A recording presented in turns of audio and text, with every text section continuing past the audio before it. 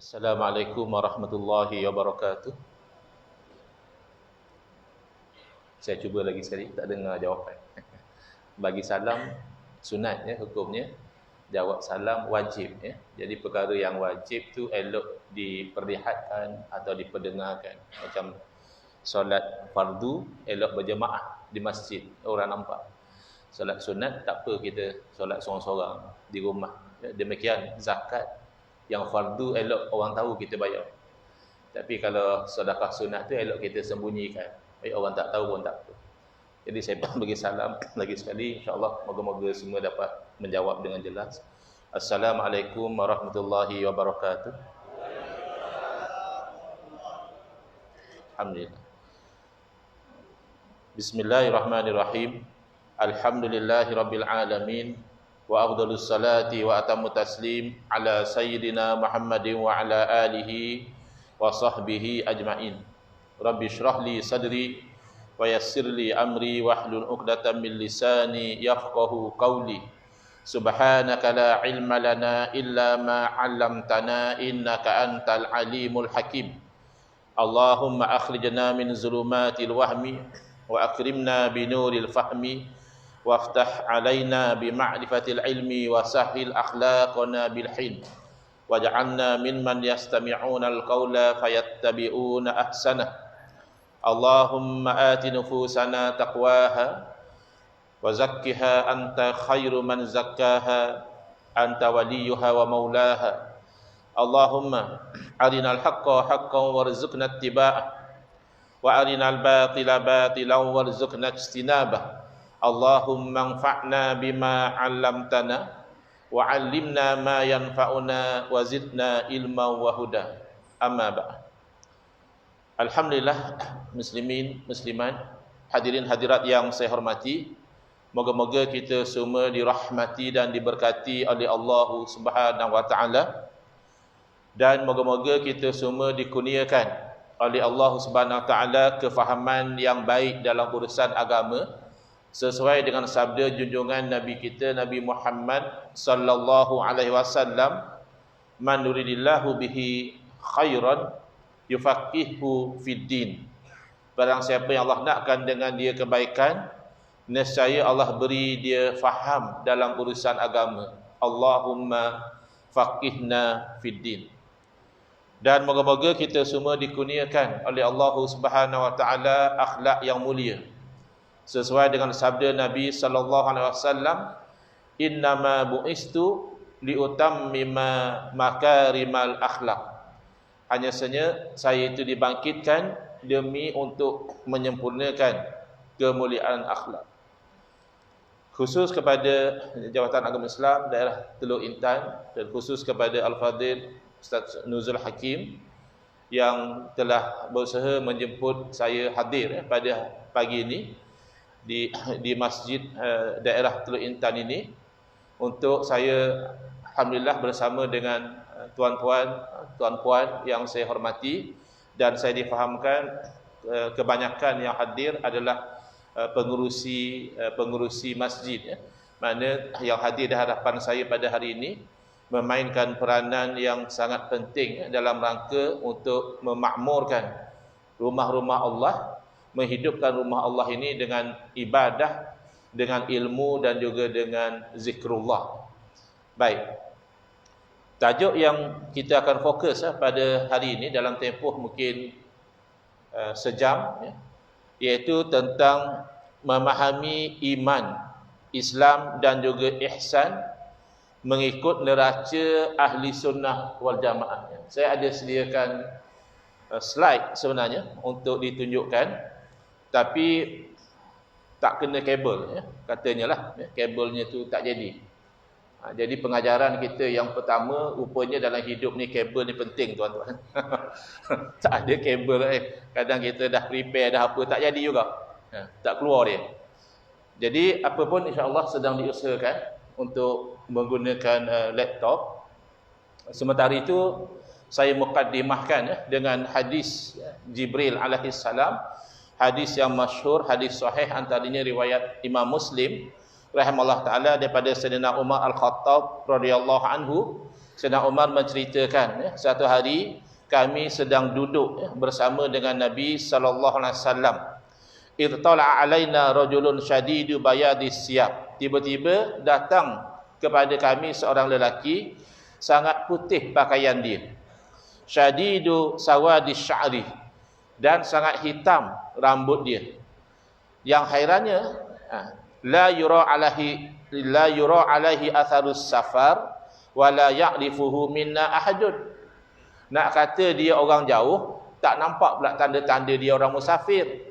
Nampak kemas elok macam orang kampung sini juga. Nak kata orang sini, tak ada orang kenal. Siapa dia ni? Tak ada orang pernah nampak. Jadi dia tanya-tanya, siapa orang ni? Yang lebih menarik perhatian lagi, hatta jalasa ila Nabi SAW fa asnada rukbatahi ila rukbatai. Lalu dia terus bergerak menuju kepada Nabi SAW, duduk betul-betul di hadapan Nabi SAW, lutut bertemu lutut. Wa wada'a kaffaihi ala fakhizaih, dan meletakkan kedua tangannya di atas paha. Wa qala ya Muhammad. Lalu lelaki yang berpakaian putih tadi bertanya kepada Nabi SAW, atau bercakap kepada Nabi SAW, wahai Muhammad, akhbirni anil Islam. Bagi tahu pada teman, bagi tahu pada saya tentang Islam. Apa dia Islam? Faqala Rasulullah sallallahu alaihi wasallam.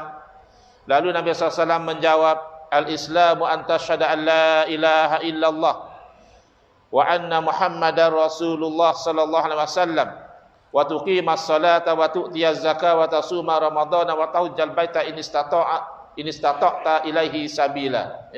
Terus Nabi SAW menyebut satu persatu rukun Islam, mengucap dua kalimah syahadah, mendirikan solat 5 waktu, menunaikan zakat, berpuasa pada bulan Ramadan, dan menunaikan haji ke Baitullah sekiranya mampu. Qala sadaqta. Tiba-tiba lelaki yang bertanya merespon kepada jawapan Nabi SAW, kata dia, sadaqta, benar, betul jawapan kamu. Bertambah heran lagi para sahabat. Dia tanya, dia kata betul. Biasakan orang tanya nak tahu. Bila dijawab, oh terima kasih. Ini tak, bila dijawab, kata dia, betul jawapan kamu. Jadi hairan sahabat mendengarkan demikian. Kemudian dia bertanya lagi, fa akhbirni anil iman. Tadi tanya tentang Islam, sekarang tanya tentang iman. Qala an tu'mina billahi wa malaikatihi wa kutubihi wa rusulihi wal yaumil akhiri wa tu'mina bil qadari khairihi wa syarrihi. Yang dikatakan iman, bahawa kamu itu beriman dengan Allah dan para malaikat dan kitab-kitabnya dan juga rasul-rasulnya dan hari akhirat, dan bahawa kamu beriman dengan takdir Allah, baik dan buruk, semuanya daripada Allah Ta'ala. Boleh je nak datang depan, silakan. Lagi baguslah ya, lagi dekat lagi bagus ya. Kalau kaum muslimin pun nak ke depan, ada rasalan, dipersilakan. Cuma tak pasti ya, mungkin kaum muslimin reserve kawasan depan ni untuk yang makhluk gaib, entah jin, entah malaikat yang hadir. Jadi masing-masing bagi ruang ya. Baik. Dan seterusnya, beriman dengan takdir Allah, baik dan buruk, hakikatnya itu adalah ketentuan Allah Ta'ala. Memang kita dalam hidup tak nak yang buruk. Memang kita dalam hidup nakkan yang baik. Tetapi apabila berlaku apa sahaja, kita orang beriman yakin itu adalah takdir Allah Subhanahu Wa Ta'ala. Qala sadaqta. Lalu lelaki itu menjawab, benar. Qala fa akhbirni anil ihsan. Bertanya lagi lelaki tersebut, beritahu kepada saya tentang ihsan. Qala an ta'budallaha ka'annaka tarahu. Yang dikatakan ihsan, bahawa kamu menyembah Allah seumpama kamu melihat Allah. Fa illam takun tarahu fa innahu yaraka. Maka sekiranya kamu tidak melihat Allah, maka sesungguhnya dia, yakni Allah, melihat kamu. Jadi ini asas kenapa kita pagi ini membincangkan tentang 3 perkara, iman, Islam dan ihsan. Atau kalau ikut turutan dalam hadis, Islam, Dahulu disebut iman, kemudian baru ihsan. Ada juga pertanyaan tentang asyratis sa'ah, tentang apakah tanda-tanda kiamat. Dan dalam hujung hadis itu Nabi SAW bertanya kepada Sayyidina Umar, "Ya Umar, atadri manis sa'il?" Wahai Umar, setelah lelaki itu berlalu, Nabi SAW bertanya, "Wahai Umar, adakah kamu tahu siapa yang bertanya tadi?" Lalu Sayyidina Umar menjawab, "Allahu wa rasuluhu a'lam." Ya Allah dan Rasul lebih tahu. Makna saya tak tahulah. Ya Allah dan Rasul lebih tahu. Lalu Nabi SAW menerangkan, "Fa innahu Jibril atakum yu'allimukum dinakum." Lalu Nabi SAW menerangkan, sesungguhnya lelaki tadi adalah malaikat Jibril, tetapi merupa dengan rupa manusia. Dia telah datang kepada kamu, mengajar kepada kamu agama kamu. Jadi konsep pengajaran boleh dalam bentuk soal jawab. Jadi Sayyidina Jibril bertanya, Nabi SAW menjawab, itu sebenarnya mengajar umat tentang agama. Jadi rupanya agama kita ini terdiri daripada 3 tonggak yang utama, iaitu Islam, iman dan juga ihsan. Ada sebahagian ulama memasukkan juga asyratus sa'ah, tanda-tanda kiamat, belajar tentang apa yang akan berlaku di penghujung dunia ini, juga termasuk dalam ilmu agama. Baik, yang pertama tentang Islam. Dah disebut oleh Nabi SAW tadi, yang paling asas untuk seorang Islam mengucap 2 kalimah syahadah, solat fardu 5 waktu, puasa di bulan Ramadan yang kita sedang menghampiri, menunaikan zakat apabila wajib, dan menunaikan fardu haji apabila mampu. Baik, soalan, bagaimana kita tahu perincian daripada amalan ini? Islam ini menggambarkan amalan-amalan zahir. Mungkin wallahu alam, sebab itulah didahulukan persoalan tentang Islam. Daripada satu sudut, kalau kita fikir, patutnya kena sebut iman dulu. Kerana iman itulah asasnya. Daripada iman itulah terbitnya amalan. Tapi kenapa dalam hadis ditanya tentang Islam dahulu? Mungkin kerana Islam itu lebih mudah untuk diamalkan, kerana dia perkara zahir. Berbanding dengan iman, iaitu perkara batin, itu lebih mencabar untuk difahami, diyakini dan dipertahankan. Orang masih boleh berpura-pura. Orang munafik misalnya, iman tak masuk dalam hati dia, tapi dia menzahirkan Islam. Dia menzahirkan amalan-amalan zahir, tapi batin dia tidak masuk iman. Jadi daripada sudut itu, Islam yang mudah dilakukan terlebih dahulu, kemudian meresap iman di dalam hati. Baik, di sini saya ingin menyentuh tentang kepentingan untuk kita itu beramal dengan Islam itu dalam keadaan bermazhab. Tadi mungkin ada disebut oleh Al-Fadhil Ustaz tentang beberapa amalan yang dilakukan di setengah masjid tidak mengikut kepada apa yang ditetapkan dalam mazhab. Tadi sebut katanya ada imam solat subuh tak baca kunut. Apa masalah? Tak ada masalah daripada sudut sah tak sah, sembahyang sah, kerana baca kunut subuh ni hukumnya sunat. Dalam mazhab kita dipanggil sunat ab'ad. Kalau tak baca disunatkan, ditampung dengan sujud sahwi. Akan tetapi kalau tak baca dalam mazhab kita, maka tak dapatlah pahala. Kuranglah. Sembahyang tu sah, tapi kurang sempurna berbanding dengan kalau kita melakukan perkara yang sunat.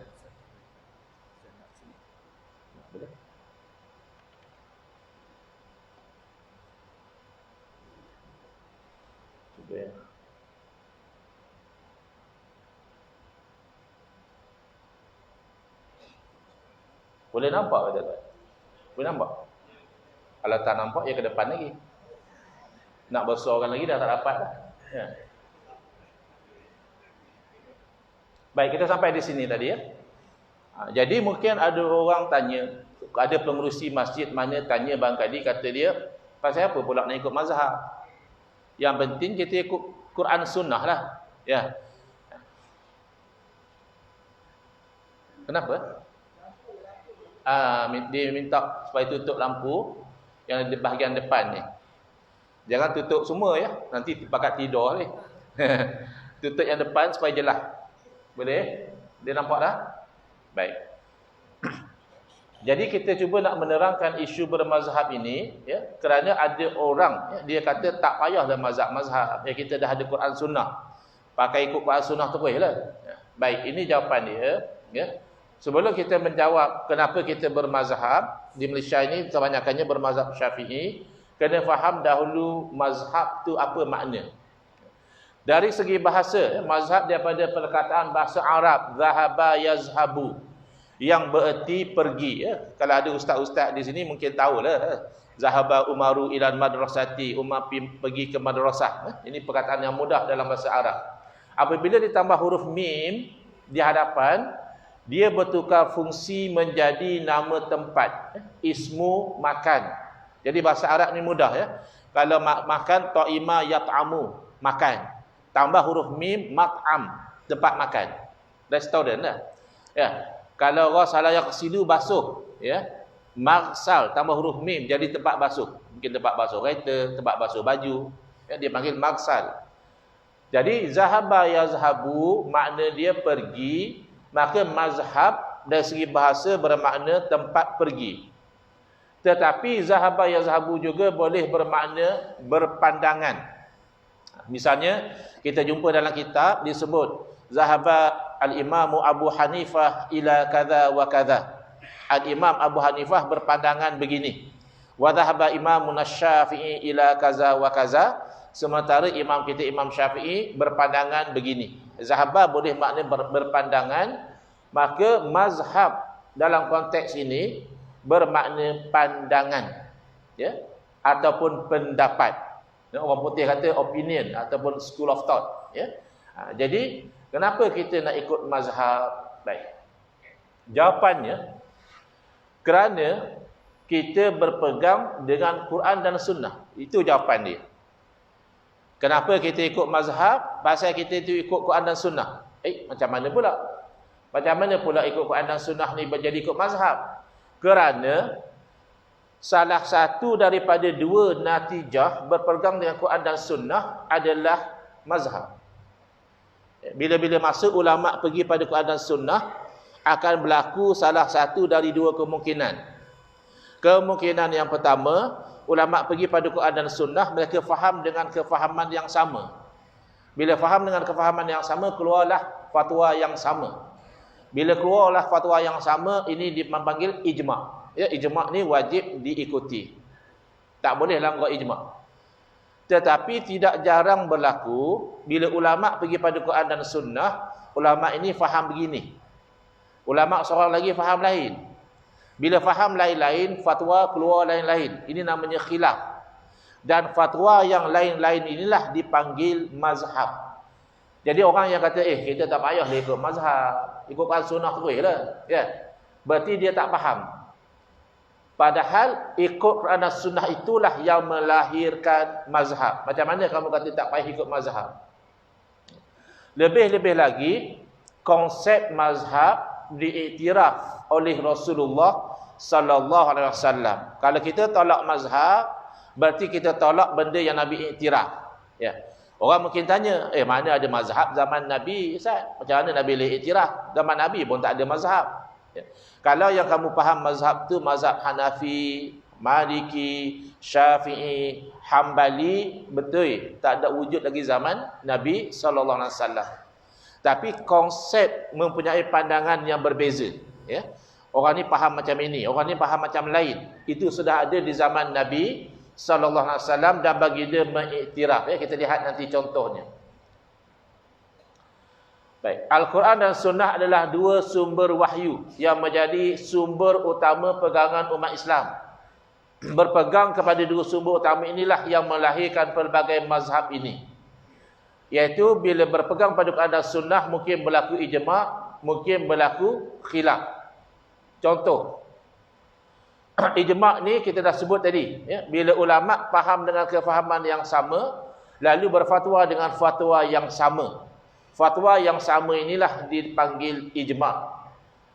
Tetapi apabila ulama memahami Quran dan sunnah dengan kefahaman yang berbeza, lalu berfatwa dengan fatwa yang berbeza, maka inilah yang dinamakan mazhab. Baik. Kenapa boleh berlaku beza-beza pula? Sumber sama saja. Sama-sama rujuk Quran, sama-sama rujuk hadis, macam mana pula boleh jadi lain-lain? Nah, ini antara puncanya. Pertama, berbeza. Khilaf ni maknanya berbeza dalam memahami Al-Quran. Sama-sama terima Al-Quran, sama-sama rujuk Al-Quran. Tapi ulama ni faham ini maksud ayat Quran, ulama seorang lagi faham tidak, maksudnya lain. Ini salah satu puncanya. Punca yang kedua, khilaf dalam menerima dan berinteraksi dengan hadis. Hadis lagi complicated. Kalau Quran tu selesai, semua terima kata itulah Quran. Tapi kalau hadis tidak. Ada hadis, ulama ni kata, dia saya terima, ini hadis sahih. Ini memang kemungkinannya daripada Nabi SAW. Tapi hadis yang sama, ulama lain kaji, dia kata, hadis ni tak sahih, kata dia. Ini hadis ni dhaif. Ada masalah pada perawinya, begini-begini. Jadi, oleh kerana hadis itu diterima oleh sebahagian ulama, tidak diterima sebagai dalil hukum oleh ulama yang lain, berlakulah khilaf. Nanti kita lihat dalam bab kunut, ada punca di situ. Dalam bab sunat tak sunat baca doa kunut, dia bukan punca daripada memahami Al-Quran, tidak. Dia berpunca dalam menerima hadis. Ada hadis yang diterima kuat oleh ulama ini, tapi dianggap tidak kuat oleh ulama lain. Akhirnya khilaf. Kemudian khilaf dalam memahami uslub Quran dan sunnah. Quran dan sunnah ni ada cara dia. Kalau Quran larang, adakah haram, adakah makruh? Kalau Quran suruh, adakah wajib, adakah sunat misalnya. Jadi ulama berbeza dalam memahami uslub Quran dan sunnah. Dan lebih-lebih lagi kalau memang benda tu tidak ada nas, benda baru. Zaman Nabi SAW tak berlaku. Pemindahan organ misalnya, forex trading, cryptocurrency, ini semua tak ada berlaku zaman Nabi SAW. Jadi tidak adalah Quran hadis yang cerita direct. Itu lagi besar kemungkinan ulama khilaf, berbeza pandangan, dan pandangan itulah yang dipanggil mazhab. Contoh, kedua-dua kemungkinan ini berlaku, iaitu ketika para ulama merujuk kepada ayat suci Al-Quran, Suratul Baqarah ayat 228, berkaitan dengan iddah perempuan. Perempuan bila kena cerai dengan suami, jangan terus menikah. Mentang-mentanglah pakwa lama tunggu. Minggu lepas kena cerai, minggu ni dah nak menikah. Tunggu dulu. Bukan tak boleh, boleh. Tunggu habis iddah. Persoalan, iddah tu lama mana? Jadi, para alim ulama nak tetap hukum, mereka akan rujuk pada Quran dan sunnah. Rupa-rupanya dalam Quran dah cerita dengan jelas.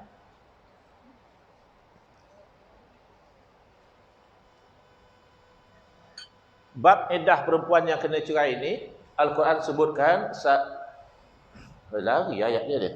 Tertukar, terbalik-balik ni. Mungkin sebab masa alih ke laptop ni dia terkalih.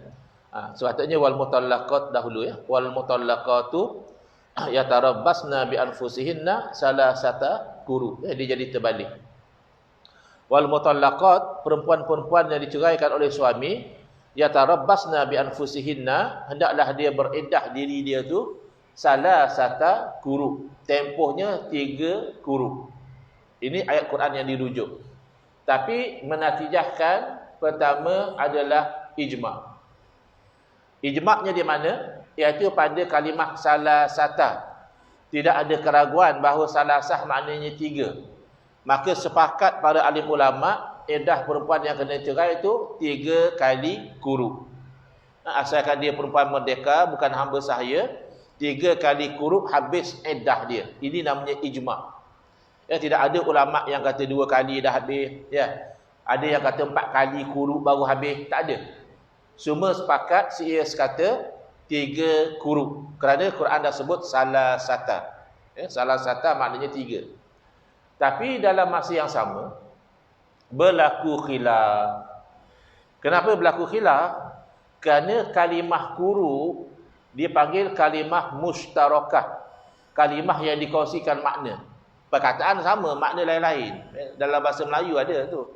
Perkataan kaki misalnya, kaki, ya. Kalau satu orang dia kata, ya, teman ni sakit kaki, ya. Apa makna tu?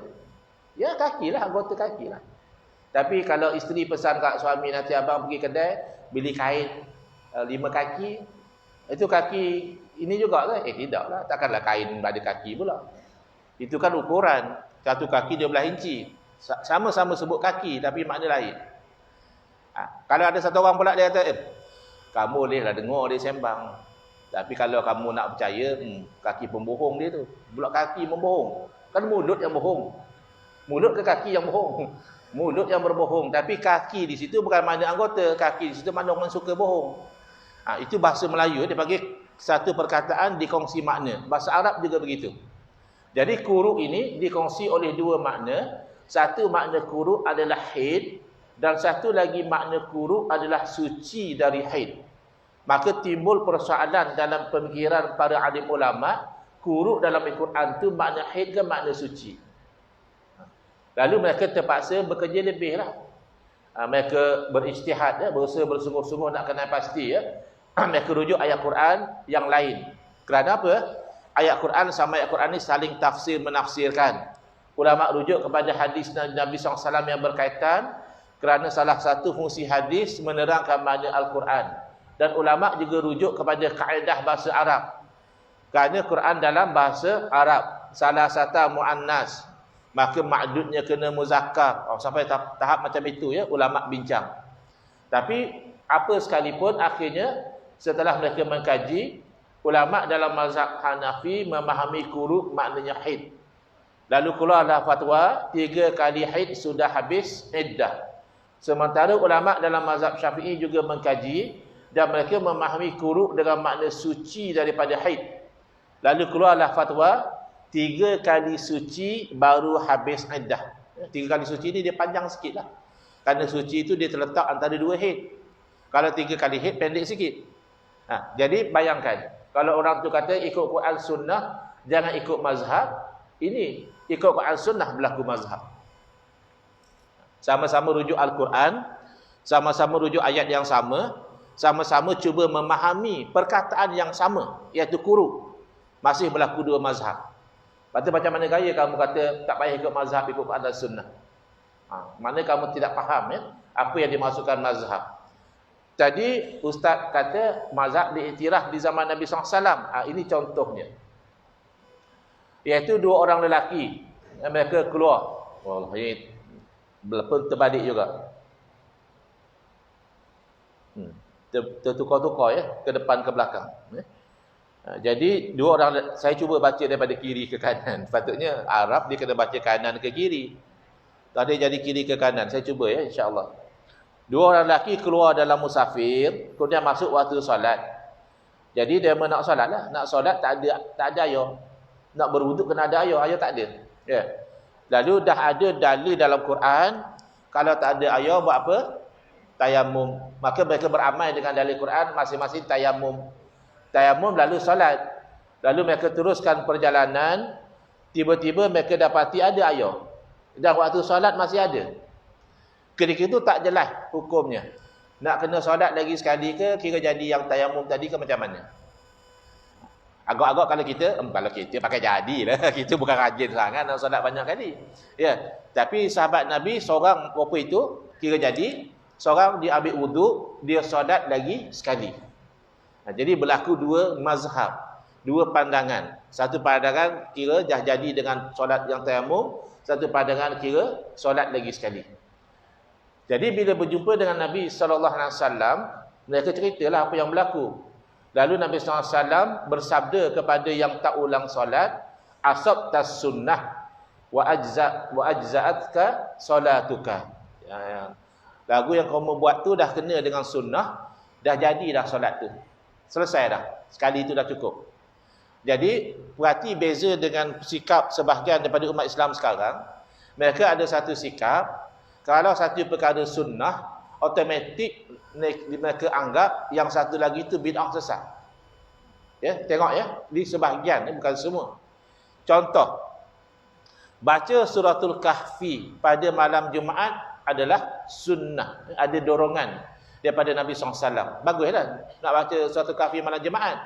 Tapi oleh kerana baca suratul Kahfi malam Jumaat itu sunnah, dia faham baca Yasin malam Jumaat bid'ah. Sesat, masuk neraka.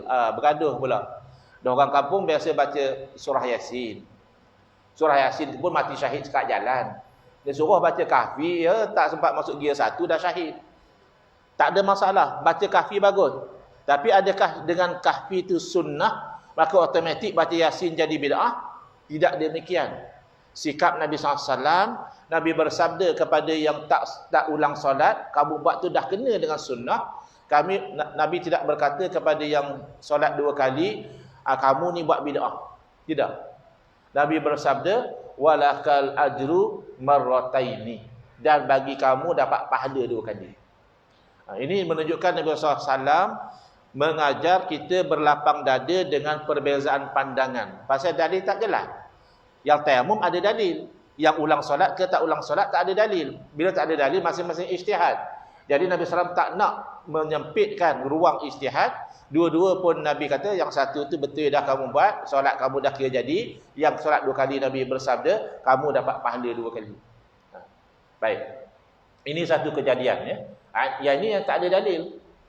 Yang ada dalil pun masih boleh berlaku mazhab. Kadang-kadang orang kata, ya, kita apa pun kita ikut hadis lah, senang, ya.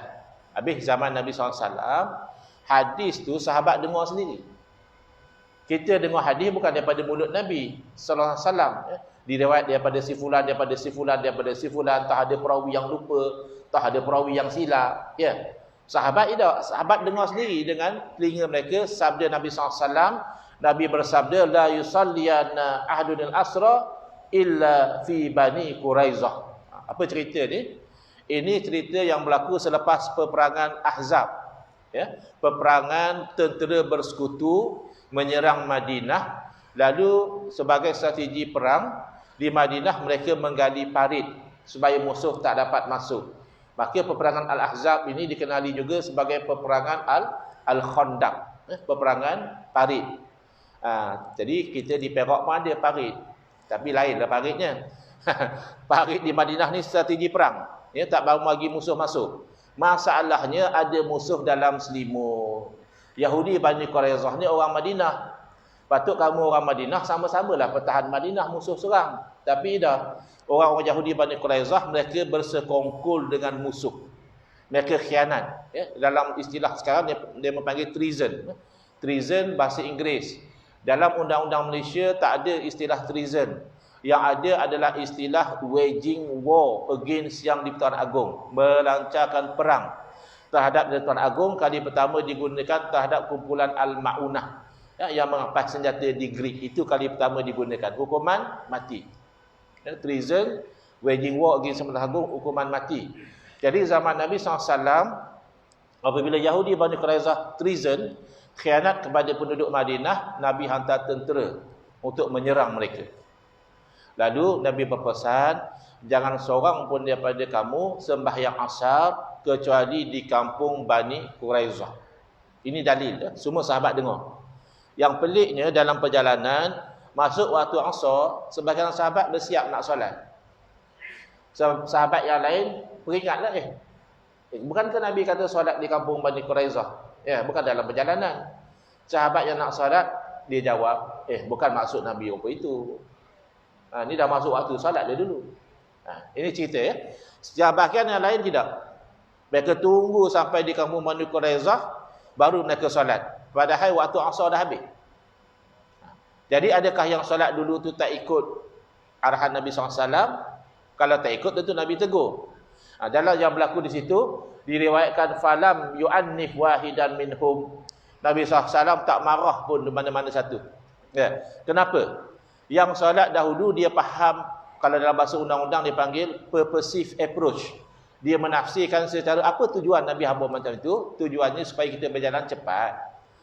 Kira-kira asar dah sampai sana, habis kita lambat. Maka kita beramal dengan dalil dan jelas dalam Al-Quran, innas salata kanat alal mu'minina kitaban mauquta. Sembahyang atas orang beriman adalah kewajipan yang berwaktu. Waktu dah masuk kita solat. Yang Nabi habar tadi maksudnya suruh cepat. Agak-agak Aqsa dah sampai sana. Tapi kita dah lambat. Solat dulu. Adapun yang satu lagi yang tak solat tadi, dia memahami secara literal approach. Dia ambil zahir. Nabi kata jangan sembahyang di kampung Bani Quraizah, dia tak sembahyang walaupun waktu dah habis. Maknanya ini pengecualian. Dan kedua-duanya ada cara kefahaman yang berbeza. Nabi raikan kedua-duanya. Nabi tak marah mana-mana satu. Ini menunjukkan konsep berbeza pandangan bermazhab diiktiraf oleh Nabi sallallahu alaihi wasallam. Baik. Tapi zaman kita ni kadang-kadang orang suka tanya soalan yang lucu ya. Soalan yang lawak, tapi lawak-lawak pun bahaya juga. Kalau tak dijawab dengan betul jadi keliru. Ada orang tanya, ya kita sekarang ni sembahyang ikut mazhab Syafi'i, mazhab Hanafi. Rasulullah dulu sembahyang ikut mazhab mana, tanya dia. Pernah dengar orang tanya macam ni? Tak pernah dengar, alhamdulillah. Kalau pernah dengar, kasihan. Soalan macam ni tak patut ditanya. Ya. Terutamanya oleh orang yang terpelajar, orang yang tak terpelajar mungkin dia tanya, Nabi dulu sembahyang ikut mazhab mana, ya. Jawapannya Nabi SAW pasti sembahyang ikut wahyu. Sebagaimana yang diajar kepada baginda, macam itulah baginda solat, ya. Wa ma yantiqu anil hawa in huwa illa wahyun yuha. Jangankan solat, bercakap pun Nabi tidak bercakap ikut hawa nafsu. Bila Nabi bercakap itu adalah wahyu yang diwahyukan. Pasti Nabi solat ikut wahyu. Baik, soalan. Atau Nabi solat ikut wahyu, kenapa kita solat ikut mazhab? Faham? Wahyu turun pada abang, itu turun pada Nabi. Nabi solat ikut wahyu kerana Nabi dapat wahyu. Abang tak dapat wahyu. Abang kena solat ikut Nabi. Bila abang nak ikut solat ikut Nabi, itulah berlakunya mazhab. Ada orang dia tak faham ya. Dia tengah semangat, dia hadir kursus sifat solat Nabi yang sahih. Tuan-puan kalau nak hadir kursus solat, boleh, bagus. Pastikan pengendali itu bermanhaj ahli sunnah wal jamaah. Jangan yang bermanhaj lain daripada ahli sunnah wal jamaah. Nanti lain macam sembahyang kita nanti. Dah balik pada kursus solat, dah lain dah, takbir pun dah lain. Allahu Akbar. Oh, stres. Suka main stres. Apa hal atas ni? Ya. Kangkang tak sah kira lah selepas. Ya. Lepas tu jari telunjuk pula macam ni. Macam kamu solat. Bang, jangan tak tahu. Saya solat apa itu pasal nak ikut Nabi. Nabi SAW dah bersabda, Sallu kama ra'aitumuni usalli. Hendaklah kamu semayang, rupa kamu lihat aku semayang. Pasal itu aku semayang apa itu, nak ikut Nabi. Oh, bagus. Semangat dia bagus. Tapi dia kadang-kadang terlepas pandang. Dia tepuk pelan-pelan gosok, bang. Abang nak tanya, jangan marah. Bila abang lihat Nabi solat? Abang kata nak lihat, berapa lihat Nabi solat. Abang lihat Nabi solat tu minggu lepas ke tahun lepas? Biar dia tu sedar balik. Dia kata, kamu ni melampau sangat. Tak adalah teman tengok Nabi solat. Tapi masa bengkel kursus tu, ustaz tu habar, berapa itulah Nabi solat. Ikut hadis yang sahih. Disahihkan oleh Syekh Al-Albani. Oh, Masya Allah, tabarakallah. Kalau macam tu, serupalah kita. Kami solat pun kami tak adalah lihat Nabi solat. Tapi kami solat tu apa yang ustaz kami ajar. Dan ustaz kami pun tak lihat Nabi solat. Dia pun diajar oleh ustaz dia. Artinya kalau kita mazhab Syafi'i, bersambunglah sanad solat kita itu kepada Imam Syafi'i rahimahullah ta'ala. Daripada guru beliau, daripada tabi'in, daripada sahabat Nabi. Hak tu baru betul sahabat yang melihat Nabi solat. Yang kamu masuk bengkel solat tu, kalau bukan atas mazhab yang empat, sanad solat kamu terputus, tak sampai kepada Nabi SAW. Kerana sanad yang bersambung takdir Allah tinggal empat. Nanti kita terangkan ya. Bukan sebab kita tak masuk mazhab yang empat je dah. Yang lain pun bagus juga. Mazhab sahabat Nabi takkan tidak hebat. Mazhab Sayyidina Umar ada, mazhab Sayyidina Ali ada, Sayyidina Abdullah bin Mas'ud ada, mazhab Sufyan As-Sauri ada, mazhab Abdullah bin Mubarak ada, mazhab fuqaha us-sab'ah, fuqaha yang 7 di Madinah ada. Ya. Ini semua hebat. Bahkan Imam Syafi'i rahimahullah taala pernah memuji, kata beliau, Al-Laits bin Sa'ad lebih faqih, lebih pandai fiqh daripada Imam Malik. Tapi mana mazhab Al-Laits bin Sa'ad? Pupus, tak sampai. Jadi insya-Allah ya, kalau kita solat ikut mazhab Syafi'i atau Hanafi atau Hambali atau Maliki, semua cara solat dia sampai pada Nabi sallallahu alaihi wasallam. Masing-masing ikutlah mazhab masing-masing, tak perlu nak bergaduh. Ini kan pasal nak turun lutut dulu, tangan dulu pun bergaduh juga. Ya. Sujud turun lutut dulu ke tangan dulu? Mana satu yang sunnah? Jadi sahabat kadang-kadang lihat Nabi turun lutut dulu. Riwayat kata Nabi turun lutut dulu, amal Nabi turun lutut dulu. Ada yang nampak Nabi turun tangan dulu, riwayat Nabi turun tangan dulu. Jangan dah bergaduh. Dan insya-Allah ada kesesuaian, ya. Yang bid'ahnya tu kalau turun kepala dulu. Itu memang bid'ah. Boleh masuk hospital lah kalau turun kepala dulu. Tapi kalau tangan dulu ada riwayat, lutut dulu ada riwayat, dan kita kadang-kadang kalau lutut tak kuat, tangan dulu santai. Tapi kalau lutut masih kuat, lutut dulu pun tak ada masalah. InsyaAllah salah satu pun ikut Nabi SAW. Ya? Jadi kita solat ikut Nabi, dan kita ikut Nabi itulah yang berlakunya mazhab. Ya? Masing-masing ikut riwayat daripada para sahabat. Bahkan tabi'in biasa pergi pada sahabat, bagi tahu, tolong tunjuk berapa mana dulu Nabi solat depan kamu. Sahabat tunjuk. Tunjuk satu persatu. Macam inilah dulu Nabi solat depan kami. Jadi riwayat kita itu bersambung. Jangan kita anggap remeh ya, solat dalam mazhab Syafi'i atau mazhab lain, kerana setiap satu itu bersambung sanad. Ada pula yang tanya macam ini. Yang ni dia tanya yang dulu, ni dia tanya yang akan datang. Dia kata kita sekarang ni ikut mazhab itu, mazhab ini. Agak-agak Nabi Isa alaihissalam nanti turun ke dunia ikut mazhab mana? Yang kamu sibuk tanya Nabi Isa alaihissalam mazhab mana, tak kenapa? Benda yang tak berlaku lagi. Yang pertama, kita semua yakin Nabi Isa alaihissalam bila turun semula ke dunia akan memerintah mengikut syariat siapa? Syariat Nabi Muhammad sallallahu alaihi wasallam. Ya, Nabi Isa turun ikut syariat Nabi Muhammad, itu pasti. Atau kita semayang sekarang ni nak ikut syariat siapa? Syariat Nabi Muhammad juga, betul tak? Kita sekarang ni semayang ikut syariat Nabi Muhammad, bukan ikut syariat Nabi Musa, bukan ikut syariat Nabi Isa, Nabi Muhammad. Baik. Nak solat ikut syarat Nabi Muhammad macam mana cara? Nak tunggu Nabi Isa turun dulu ke? Teman macam ni lah. Kalau Nabi Isa turun nanti teman nampak Nabi Isa tu baca doa kunut, mahulah teman baca. Tapi kalau Nabi Isa pun tak baca doa kunut, mana mahu teman baca? Habis Nabi Isa turun bila bang? Abang nak solat subuh besok. Nabi Isa tak tahu turun bila, tak abang meninggal pun Nabi Isa belum turun lagi.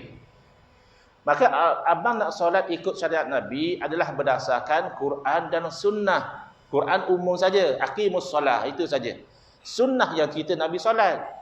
Bila sunnah kita Nabi solat, ulama ambil daripada sunnah, ada kalanya mereka sepakat, kena rokok, kena sujud, itu dan ini. Ada kalanya mereka khilaf, sunat baca doa kunut, yang dikata tak sunat. Maka kita ikut yang mana kita belajar, yang kena kita taklid, insya-Allah betul dapat 2 pahala, salah masih dapat 1 pahala. Kerana berdasarkan ijtihad orang yang layak. Ya? Baik. Selesai. Kenapa 4 mazhab saya dah terangkan tadi? Ya, asalnya ulama mujtahidin tu ramai, termasuk di kalangan para sahabat ya, radhiyallahu anhum ajma'in ya. Mazhab asalnya bukan 4. Imam mazhab bukan hanya 4 orang, ramai. Tetapi takdir Allah Subhanahu Wa Taala, semua mazhab ini pupus ya. Tidak sampai secara sempurna kepada kita. Mungkin kita ada dengar fatwa sahabat Nabi, dengar fatwa Imam Hasanul Basri, dengar fatwa Imam Sufyan ibn Uyainah dan sebagainya. Tetapi tak boleh kita taklid kecuali kita memang tahu bahawa fatwa itu berkekalan, tidak ada pengecualian. Kerana kadang-kadang fatwa itu ditarik balik. Imam kita Imam Syafi'i rahimahullah taala masyhur ada kaul qadim, pendapat yang lama, ada kaul jadid, pendapat baru. Jadi tak mustahil fatwa yang sampai itu dah tarik balik. Tak mustahil fatwa yang sampai itu pengecualian. Ingat tak dulu ada fatwa daripada mufti, kita itu sembahyang berjemaah jarak-jarak. Atau kita boleh amal lagi ke? Dah tak boleh. Kerana jarak-jarak tu ada sebab dia. Sebab dia dah tak ada. Nak mengelakkan jangkitan tu dah tak ada. Maka kita kembali pada asal sembahyang jemaah kita rapat-rapat. Baik. Jadi yang sampai secara mutawatir kepada kita hanya 4 mazhab, maka pilihlah salah satu. Ustaz, kalau saya nak amal 4 boleh ke? Masya-Allah, besar benar nafsu kamu ya. Macam ni.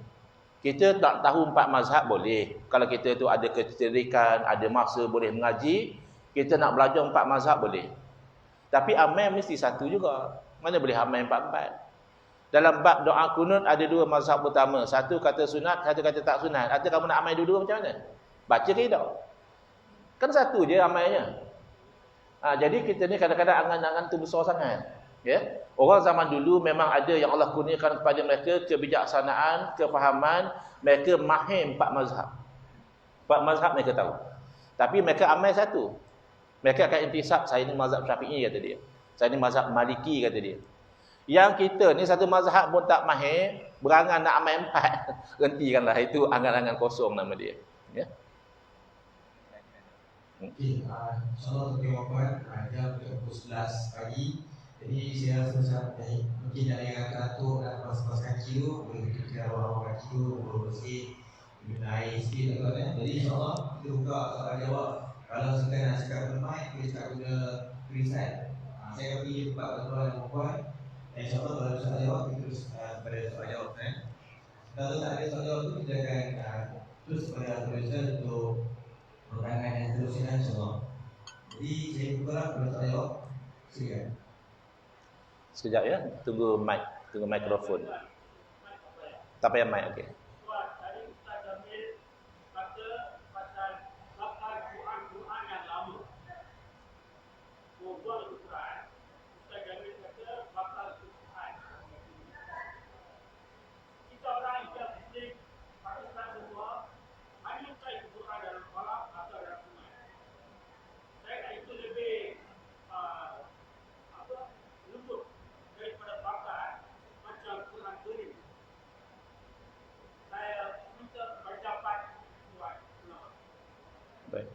Kalau saya faham soalan ditanyakan tentang isu membakar Quran yang lama lah ya. Quran yang dah koyak-koyak ya. Jadi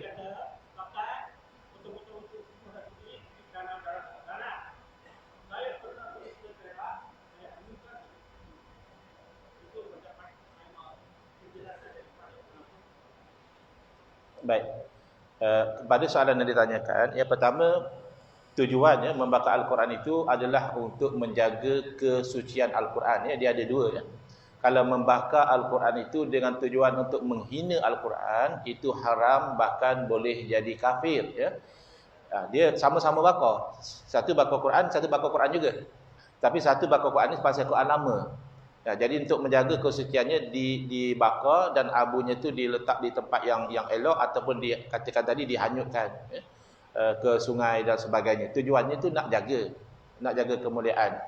Bahkan sekarang ini dia ada pula teknologi yang dia boleh dakwat tu pun dia boleh proses pula. Ya, dia kertas tu pun dia boleh guna balik.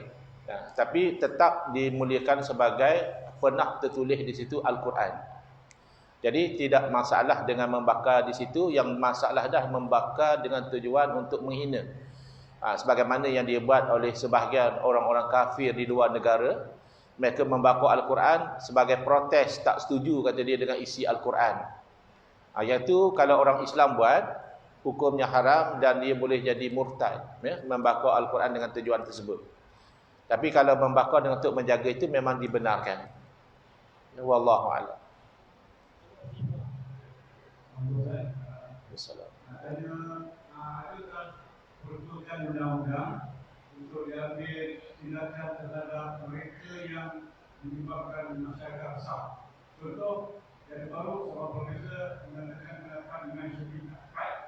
Kemudian ada satu lagi kes di Terengganu yang mempertikaikan nanti dan ada lagi telah mula menyebabkan masyarakat besar yang ada mengatakan bahawa orang-orang lagi ada di masuk dalam ada tindakan undang-undang boleh diambil terhadap pihak. Baik. Adakah tindakan undang-undang boleh diambil terhadap pihak-pihak yang menimbulkan keresahan? Contoh yang diberikan adalah ada yang mengatakan ini Imam Syafi'i tak betul. Jadi orang rasa resahlah dengan kenyataan dia.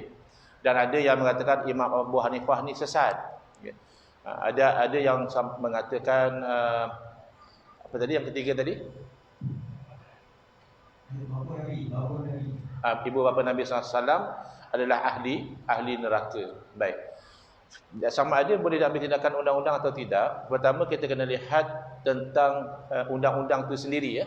Dia ada enactment kesalahan jenayah syariah. Dia jatuh bawah mana?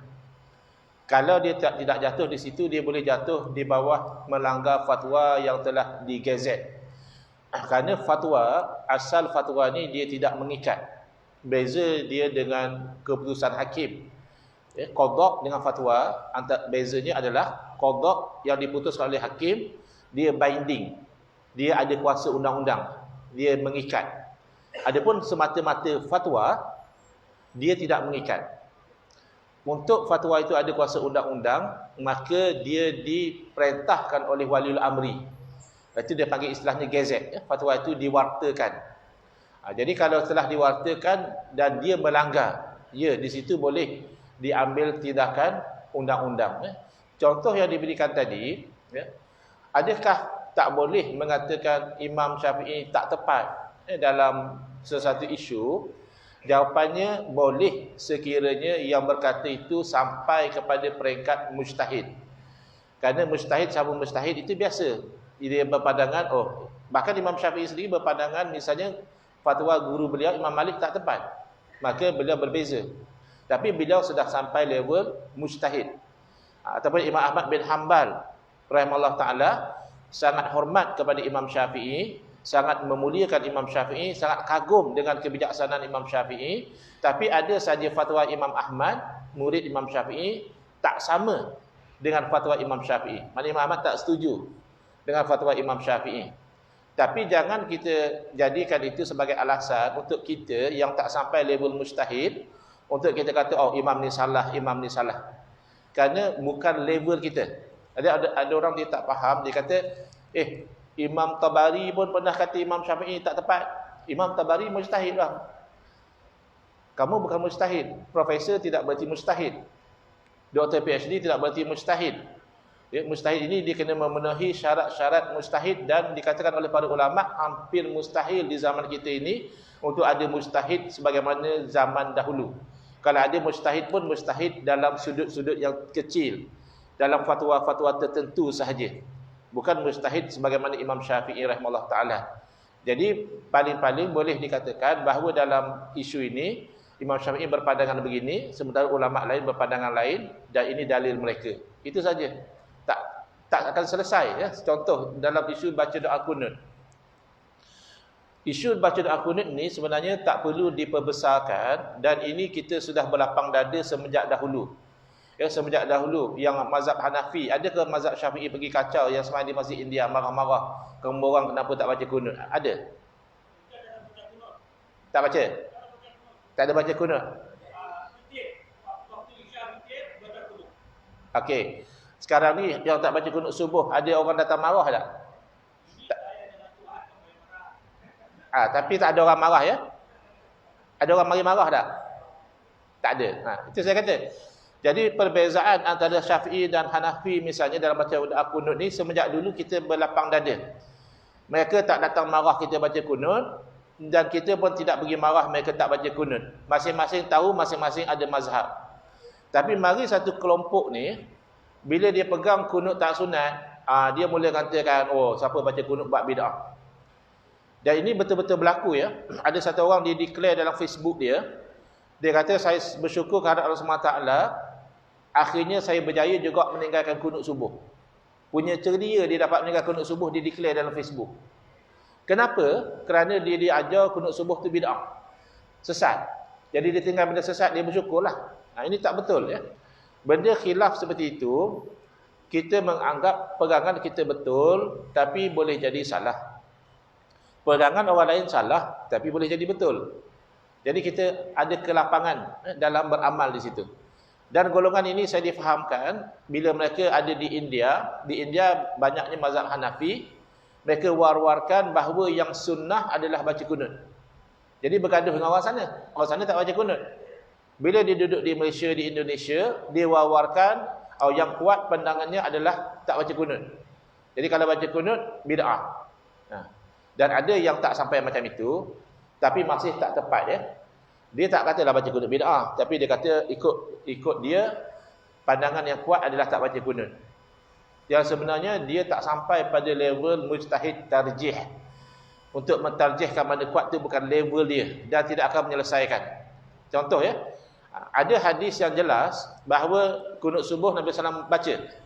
Nabi tak tinggal ya. Nabi SAW baca kunut sebulan, kemudian Nabi tinggal. Wa amma fi subhi falam yazal yaknut hatta faraqad dunya. Adapun dalam salat subuh, baginda tak putus-putus membaca doa kunut sehinggalah baginda meninggal dunia. Jadi hadis ini jelas menunjukkan kunut subuh itu diamalkan. Bahkan dalam kitab Al-Mughni, mazhab Hambali menyebut antara yang mengamalkan kunut subuh adalah khulafa ar-rasyidin, Sayyidina Abu Bakar, Sayyidina Umar, Sayyidina Uthman dan Sayyidina Ali radhiyallahu anhum, kesemuanya mengamalkan kunut subuh. Ya. Kemudian yang melihat bahawa kunut subuh tak sunat, bagi dia dalil tadi walaupun jelas tapi tak kuat, dhaif. Ya, maka dia berpegang dengan dalil yang lain yang sahabat Nabi berkata kunut subuh ni muhdas, benda baru. Dan hadis itu diketahui oleh ulama yang katakan sunat, kata mereka sahabat itu lupa. Kerana lupa ni tak mustahil berlaku pada sahabat. Kenapa lupa? Kerana ramai sahabat lain buat. Jadi kamu seorang kata baharu, kamu lupa atau kamu tidak mengalami. Jadi ini benda khilaf. Jadi tak akan kamu profesor, kamu kata bagi saya ini kuat, menyelesaikan khilaf, tidak. Kerana ulama yang lebih hebat, ya, Imam Abu Hanifah kata tak sunat, Imam Ahmad bin Hanbal kata tak sunat. Tidak membatalkan ijtihad Imam Syafi'i yang mengatakan sunat. Al-ijtihadu la yunqadu bil ijtihad. Ijtihad seorang mustahid tidak akan dibatalkan oleh ijtihad mustahid yang lain. Apatah lagi orang yang bukan mustahid tidak akan membatalkan. Jadi kita hiduplah dengan khilaf yang begitu, itu namanya berlapang dada. Tak masalah, yang pegang mazhab baca kunut sunat baca, yang pegang kata tak baca kunut tak baca. Cuma ada yang isunya kalau telah ditetapkan oleh waliul amri dalam sesuatu perkara khilaf, kita berpegang dengan mazhab ini, maka ketika itu atas dasar wajib taat kepada waliul amri, maka kita mengikut apa yang telah ditetapkan oleh pemerintah. Ya, wallahu a'lam. Soalan Ustaz, ini soalan dari muslimat. Apakah hukum mengenai waktu solat untuk satu hospital atau orang yang musafir seperti dalam kapal terbang? Soalan? Hormat waktu. Apakah hukum hormat waktu solat untuk pesakit hospital atau orang yang musafir seperti dalam kapal terbang? Oh, baik. Hukum. Baik. Solat ini asalnya adalah kewajipan yang kita kena buat. Ya. Asalnya memenuhilah segala syarat rukunnya. Ya. Tetapi ada kalanya kita tak mampu buat secara sempurna atas sesuatu sebab. Contoh, ya, atas sebab sakit. Asalnya kita kena berdiri. Masa baca Fatihah tu kena berdiri. Tapi kita tak mampu berdiri. Maka kita boleh solat duduk. Bukan boleh tinggal solat, boleh solat duduk. Ataupun kita boleh solat berbaring dan seterusnya.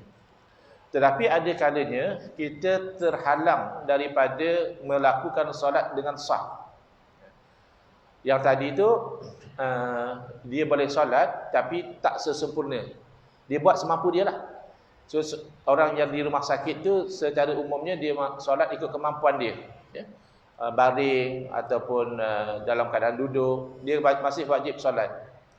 Yang dikatakan solat menghormati waktu ni adalah dalam keadaan yang dia memang tak boleh solat dengan sah.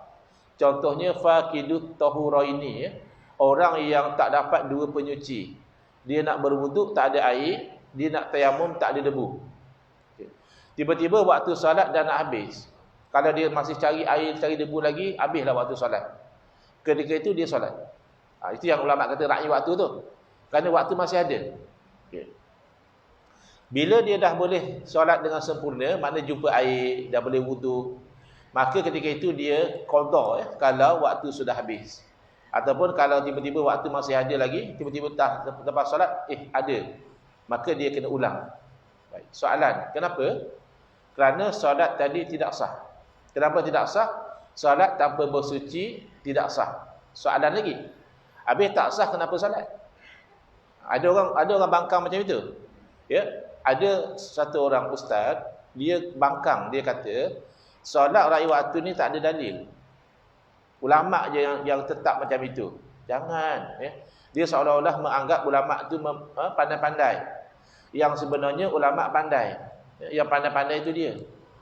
Dia tak faham macam mana ulama menetapkan, ya. Kenapa ulama mengatakan sembahyang ra'i waktu beramal dengan hadis sahih? Nabi SAW bersabda, "Idza amartukum bi amrin fa'tu minhu mastata'tum."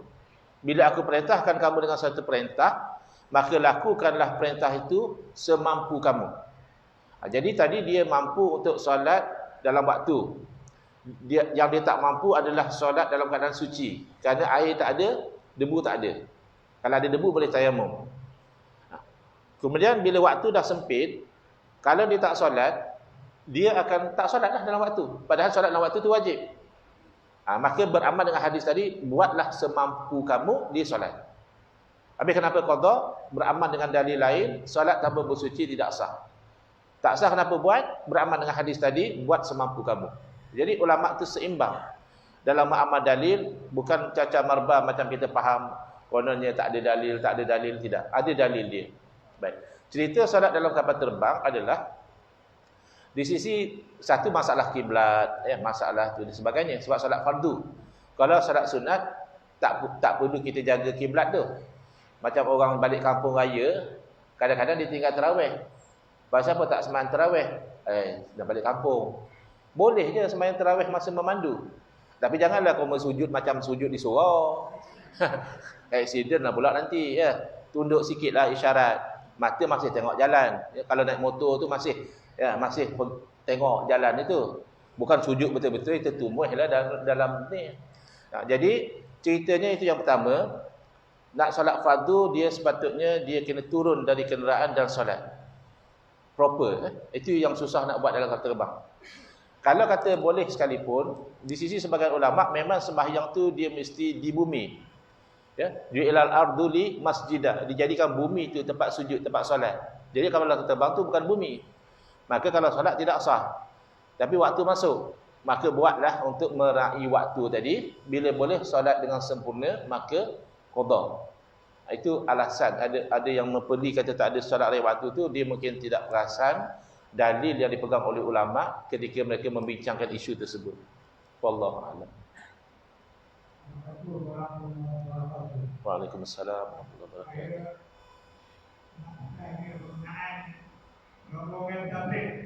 Rombongan tabligh.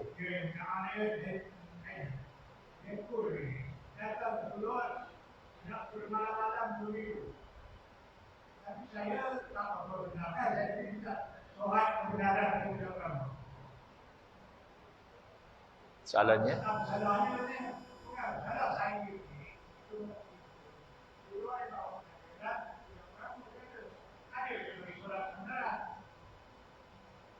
Ya. Baik, di sini kita kena faham antara apa yang dikatakan hukum asal, ya, hukum asal dengan hukum mengikut peraturan, ya. Kalau ikut hukum asal memang boleh saja tidur di masjid.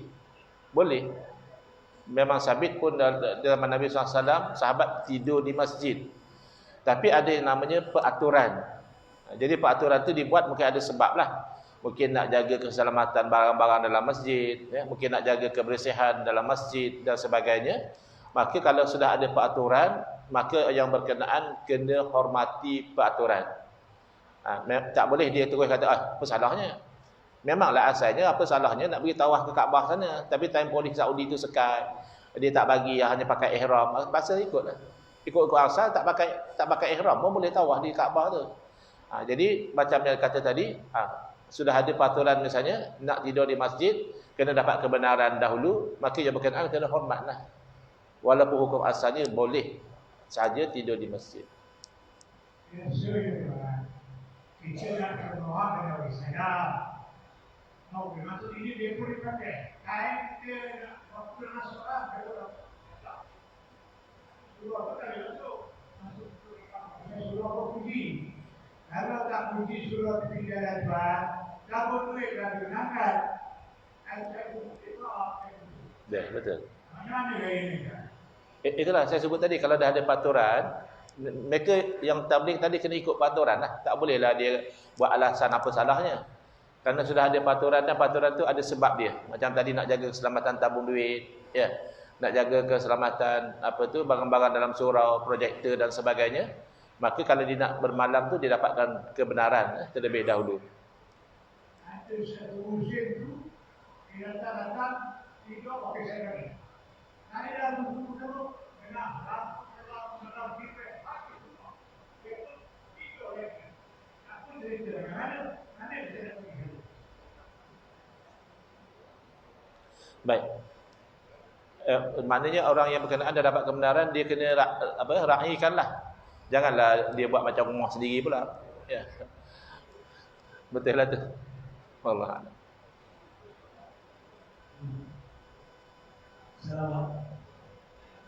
Assalamualaikum warahmatullahi wabarakatuh. Waalaikumsalam. Saya bersama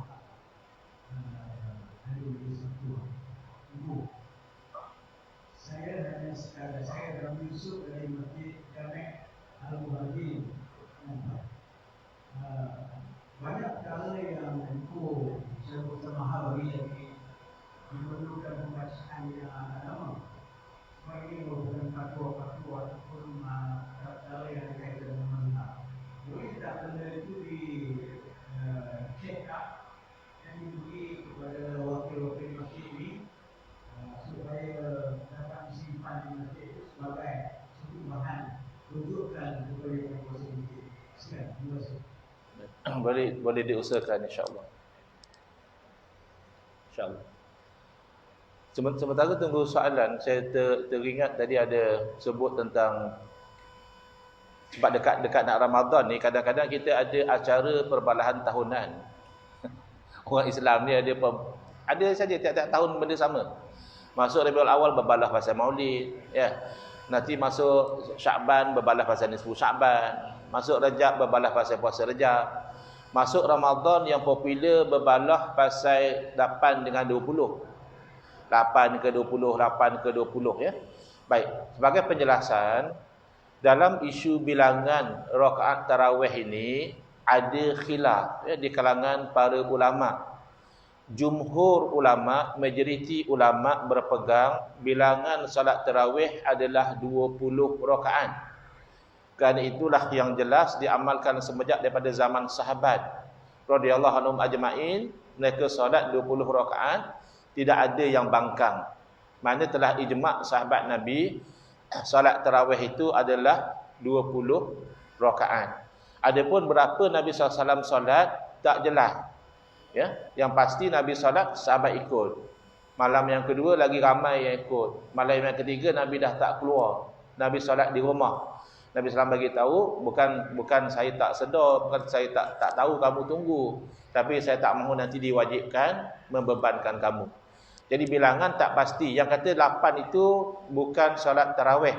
Kerana dalam hadis itu, hadis riwayat Sayyidatina Aisyah radhiyallahu anha, Nabi SAW tidak pernah baik di dalam Ramadan ataupun di luar Ramadan lebih pada 11 rakaat. Jadi bila sebut begitu maknanya bukan tarawih. Tarawih tak ada di luar Ramadan. Bila disebut baik di bulan Ramadan maupun di luar Ramadan makna solat lain. Jadi kebanyakan ulama memahami itu solat witir. Yang tak lebih pada 11 tu solat witir. Bukannya 8 tarawih campur 3 witir, bukan. Yang pasti 20 rakaat daripada zaman sahabat sampai sekarang di Makkah, di Madinah buat 20 rakaat. Yang pandangan yang kedua adalah pandangan daripada Imam Malik. Satu riwayat daripada Imam Malik rahimahullah taala. Imam Malik ni salah satu sumber hukum yang dipegang adalah amalan Ahlul Madinah. Apa yang Ahlul Madinah buat zaman tu bagi Imam Malik itu sumber hukum. Kerana logik Imam Malik, kalau Ahlul Madinah dah beramai apa itu, maknanya mereka ambil daripada generasi sebelum mereka. Itu ibarat riwayat dengan perbuatan. Jadi zaman itu orang Madinah sembahyang 36 rakaat. Tuan-tuan pilihlah nak 20 ke nak 36. Ya. Kalau 20 tu majoriti. 36 tu pendapat Imam Malik. Tapi lemah sikitlah pasal apa? Yang jadi 36 tu kalau ikut kajian bukan pasal tarawih 36. Pasal tarawih asalnya 20. Tapi 20 zaman tu panjang. Baca sampai 1 juzuk, 2 juzuk. Bila panjang, rehat. Itu namanya tarawih. Tarwihah tu makna rehat. Jadi waktu rehat itulah salafus soleh di Makkah, mereka tawaf sunat. Sambil rehat tu mereka tawaf sunat. Lalu salafus soleh di Madinah rasa cemburu. Tapi ni cemburu yang baik lah. Untunglah dia orang dapat pahala lebih. Udahlah dapat pahala semayang tarawih, dapat pahala tawaf pula. Ya. Tapi mereka ni di Madinah nak tawaf tak boleh. Bid'ah lah. Bid'ah sayyi'ah kalau tawaf di tempat lain. Tawaf mesti di Kaabah. Jadi apa jalan nak buat supaya dapat pahala? Sementara tunggu tarawih dimulakan, mereka solat 4 rakaat. Jadi 4 kali break 16. Campur 12 jadi 36. Campur witir jadi 39. Tuan-tuan nak pilih yang mana? Saya cadangkan pilih yang majoriti lah. Dalilnya lebih kuat. Ya. Ijma' sahabat 20 rakaat. Makkah Madinah pun sampai sekarang buat 20 rakaat. Kalau nak pilih lah. Ya. Nak pilih 36 tu saya rasanya idok lah. Jadi itu juga kaitan dengan amalan selawat selang tarawih. Berarti sikap salafus soleh menunjukkan selang tarawih tu mereka fleksibel. Yang mana boleh tawaf, ya mereka tawaf. Yang mana boleh solat, mereka solat. Yang mana boleh baca Quran, baca Quran. Ya. Jadi kita ni orang Melayu nak tawaf di Malaysia ni memang tak boleh. Nak solat bukannya malas tapi tak berapa rajin. Yang 20 tu berjenuh dah. Nak tambah lagi 16. Jadi akhirnya kita nak buat apa sambil-sambil kita menunggu? Antara yang afdal adalah selawat. Kerana satu selawat, Allah selawat kepada kita 10 kali. Kalau tak mahu pun jangan kacau orang lain. Kamu tak mahu selawat, kamu istighfar. Tak mahu istighfar, kamu baca ke Allah. Itu waktu rehat. Maka ada keluasan apa amalan baik kita nak buat.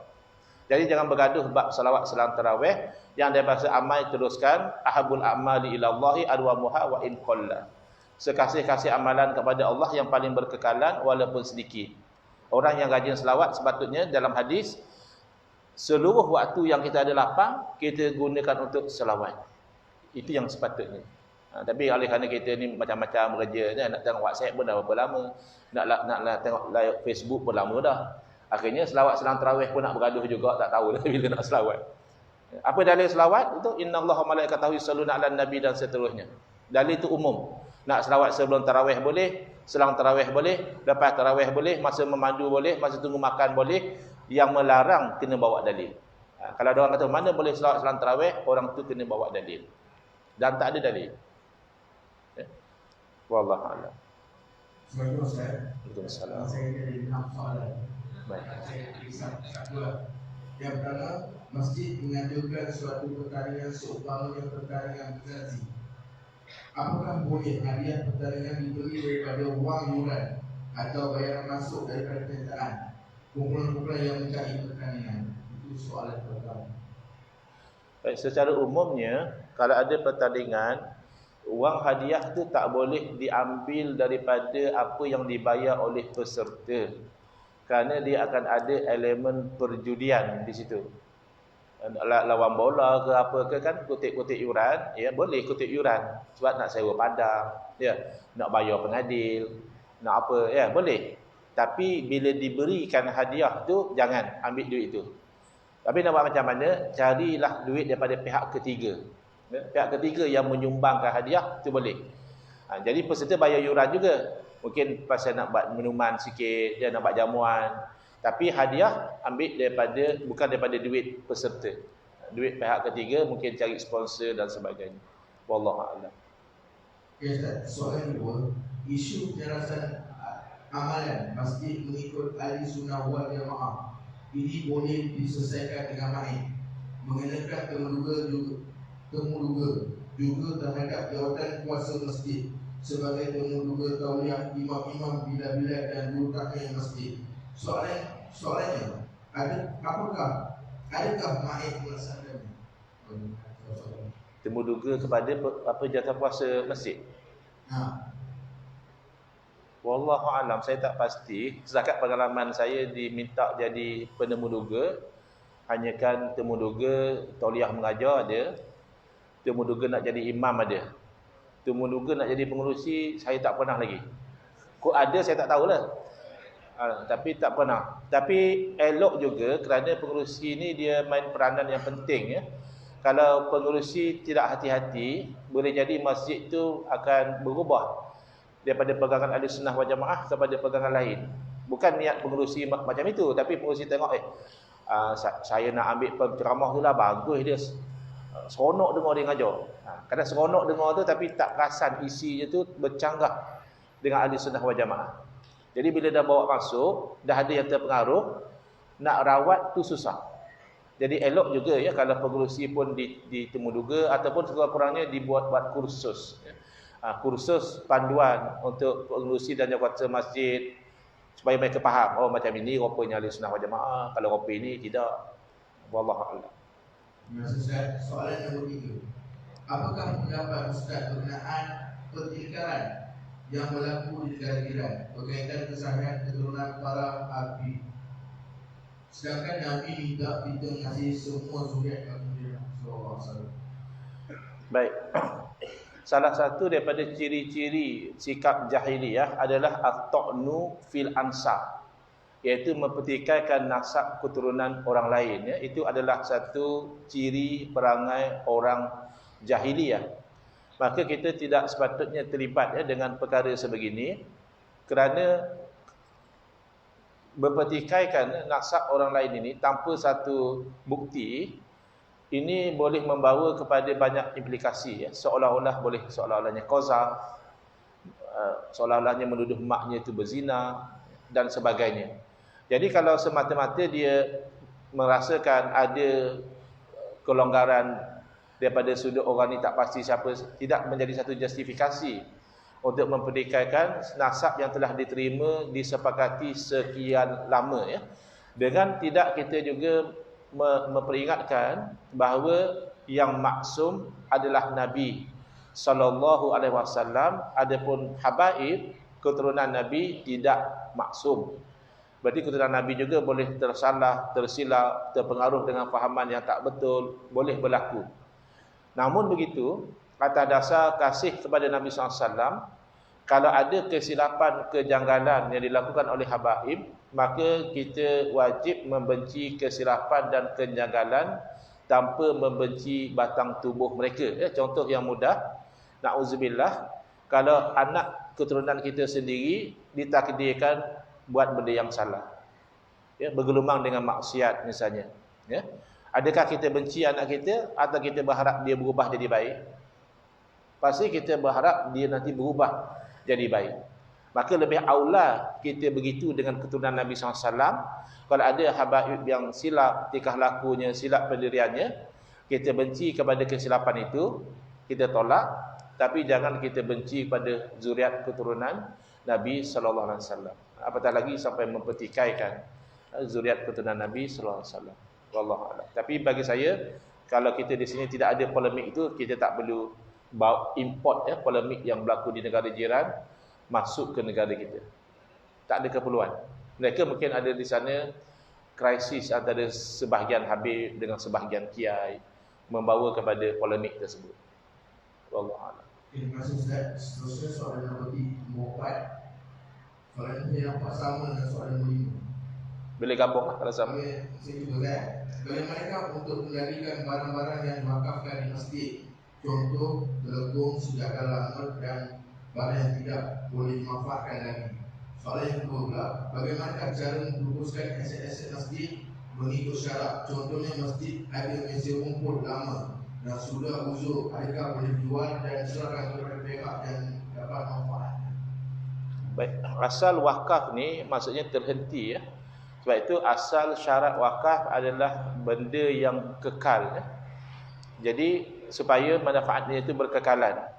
Tapi para ulama juga berluas ya, daripada sudut menerima juga benda-benda yang boleh binasa ya, peralatan-peralatan, mushaf dan sebagainya untuk diwakafkan. Maka selagi mana boleh dimanfaatkan wakaf tersebut. Maka kalau sudah tidak boleh dimanfaatkan, kalau boleh ditukar kepada misalnya ditolak dan ditukar untuk dipanjangkan manfaat dia, ditukar, Ataupun kalau tidak boleh juga, memang terpaksa dilupuskanlah. Contohnya di wakaf telekung. Dah hancur dah telekung tu, nampak macam mana? Dah digigit anak-anak misalnya. Terpaksa dilupuskan. Itu dah luar daripada kawalan. Tapi selagi mampu, kena dijaga harta wakaf. Dan satu benda yang kadang mungkin masyarakat tak perasan, dia buat harta wakaf macam harta dia. Sejadah tu dia wakaf ke masjid. Cantik pula sejadah ni, ambil dia bawa balik rumah. Itu tak boleh. Atau cantik pula telekung ni, selesa pakai, ambil dia pakai di rumah. Itu tak boleh. Dia memang kena maintain sebagai kegunaan yang diwakafkan. Sama juga macam air. Air masjid tu air wakaf. Kalau air wakaf, tengok masjid benar untuk apa? Masjid benar untuk mandi, boleh mandi. Tapi kalau sampai basuh kereta pun pakai air masjid, itu tak dibenarkan. Wallahualam.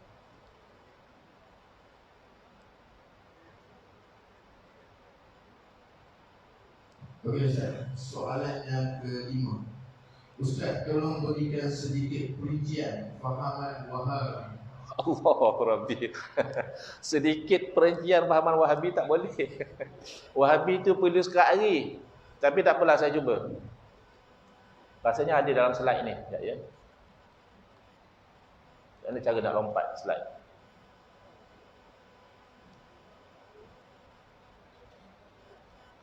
Baik, Wahabi ni dia nisbah kepada Muhammad bin Abdul Wahhab ya. Sebenarnya pengasasnya bukan nama Wahhab. Pengasas kepada gerakan Wahabi ni nama Muhammad bin Abdul Wahhab.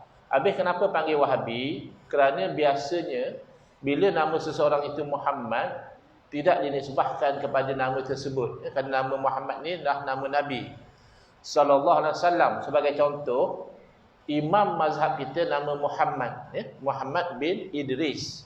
Tapi tak dipanggil mazhab itu mazhab Muhammadi, dipanggil mazhab Syafi'i. Sama juga murid beliau bernama Ahmad bin Hanbal. Tidak dipanggil mazhab Ahmadi, tapi dipanggil mazhab Hanbali. Jadi Muhammad bin Abdul Wahhab ni adalah seorang ulama ahli sunnah wal jamaah. Bapa beliau ni ulama ahli sunnah wal jamaah bermazhab Hanbali. Jadi kalau dalam istilah orang Arab, dia biasa panggil satu orang Abu ataupun Ibn. Abu maknanya dia ni bapak siapa? Ibn maknanya anak siapa? Jadi pengasas pada fahaman Wahabi ni, dia dikenali sebagai Ibn Abdul Wahhab. Kalau dia orang Teluk Intan, mungkin orang panggil dia anak Ustaz Wahab. Boleh? Ya, anak Ustaz Wahab. Yang mana yang dia buat kecoh tu? Alah, anak Ustaz Wahab. Ya. Jadi orang Arab dia panggil Ibn Abdul Wahhab. Maka pengikut dia dipanggil Wahabi. Ni. Dalam perjalanan sejarah, yang mengaku ahli sunnah wal jamaah hanya dua golongan. Ya. Golongan lain, dia pun tak mengaku. Khawarij mengaku diri Asyurah, orang yang menjual diri untuk membeli syurga. Syiah mengaku dia Ahlul Bait ataupun Syiah Ali. Mu'tazilah mengaku dia Ahlul Adli wa Tauhid. Ya, dalam sejarah yang mengaku ahli sunnah wal jamaah dua golongan, iaitu Asy'ariyah Maturidiyah, majoriti umat Islam, dan golongan minoriti Salafi Wahabi. Ya. Baik, dua-dua mengaku ahli sunnah wal jamaah, tetapi yang diiktiraf oleh para ahli ulama sebagai ahli sunnah wal jamaah adalah Asy'ariyah Maturidiyah ya. Misalnya dalam kitab Ittihaf Sadatil Muttaqin disebutkan, bila disebut ahli sunnah wal jamaah yang dikehendaki adalah Asy'ariyah Maturidiyah. Sementara golongan Wahabi, mereka adalah golongan Khawarij ya. Khawarij ini ciri utamanya adalah mudah mengkafirkan ahli kiblah. Khawarij ciri utamanya mudah mengkafirkan orang Islam. Baik. Jadi golongan Wahabi, mereka cuba mengalih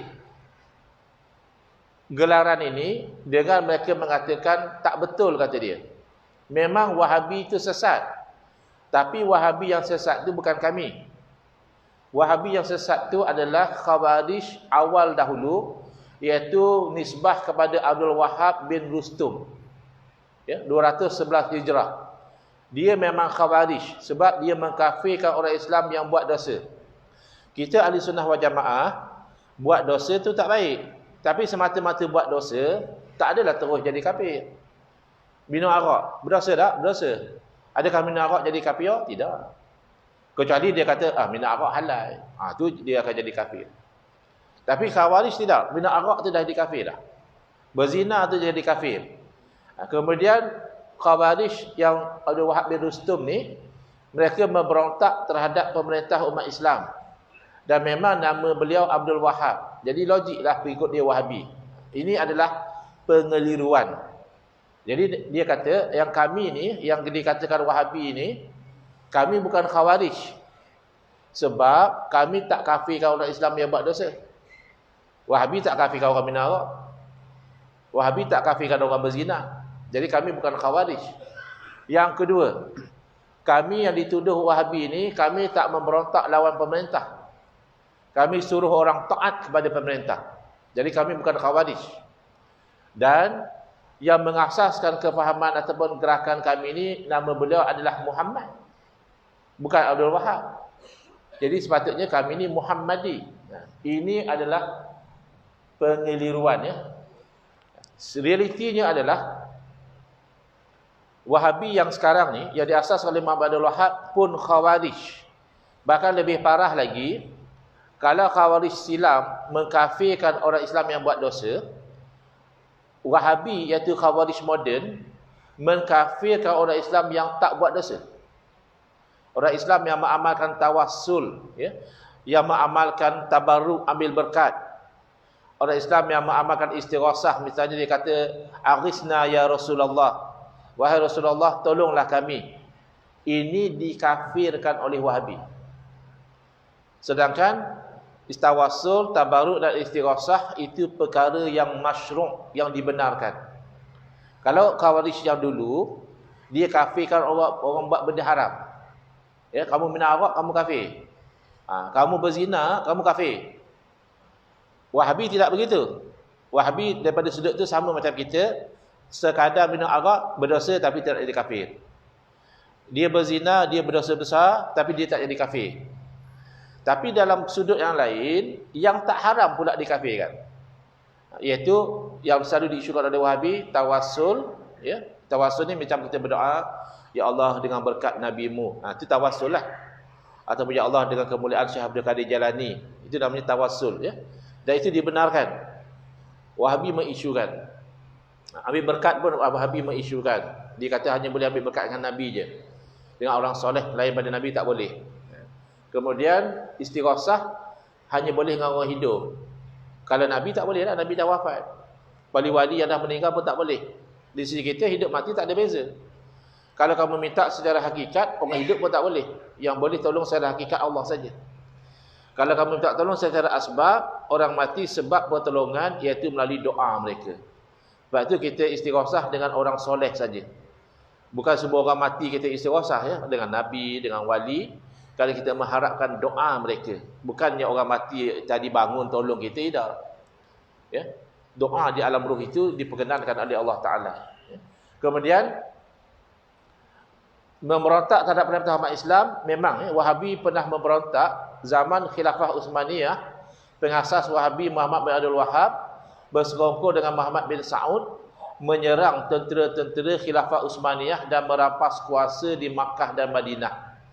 Terpaksa Sultan Khilafah Utsmaniyah menghantar tentera dari Mesir untuk mengambil semula kekuasaan di Makkah dan Madinah. Jadi kalau kata mereka tak memberontak tu tak betul. Ya. Kemudian nama ni kelakarlah, sudah sebut tadi. Walaupun nama Muhammad tak semestinya Muhammadi, ya. Boleh dinisbahkan kepada nama bapa, macam Asy-Syafi'i nama keturunan, Hambali nama datuk, ya. Jadi di sini Abdul Wahab nama bapa, itu biasa. Ya. Wahabi bukan ahli sunnah wal jamaah. Muzakarah Kejahatan Kuasa Fatwa MKI ke-106 tahun 2014 merumuskan, ya, bersetuju dengan dapatan kajian bahawa aliran Salafi Wahabi adalah tidak selari dengan arus perdana atau jumhur ahli sunnah wal jamaah. Kemudian masalah besar, ada orang ingat Wahabi ni isu tahlil, demo ni tak mau tahlil, demo ni tak mau talqin, tak mau baca kunut, itu isu kecil.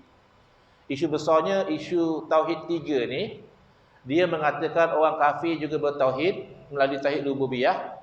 Dia mengatakan orang Islam kafir melalui tauhid uluhiyah. Dan dia cenderung pada menyamakan Allah seperti makhluk. Allah pun ada tempat juga, tempat Allah tu atas arasy. Makanya siapa duduk atas bukit tu dekat dengan Allah banding yang duduk di kaki bukit. Adalah benda-benda macam ni. Ada kalau 1/3 malam Allah turunlah ke langit dunia. Itu macam-macam lah. Ada yang kata Allah turun sekali dengan arasy, ada yang kata arasy kosong sekejap. Ya, ada 1/3 malam tu kan sepanjang masa. 1/3 malam itu berlaku pada setiap detik di tempat yang berbeza.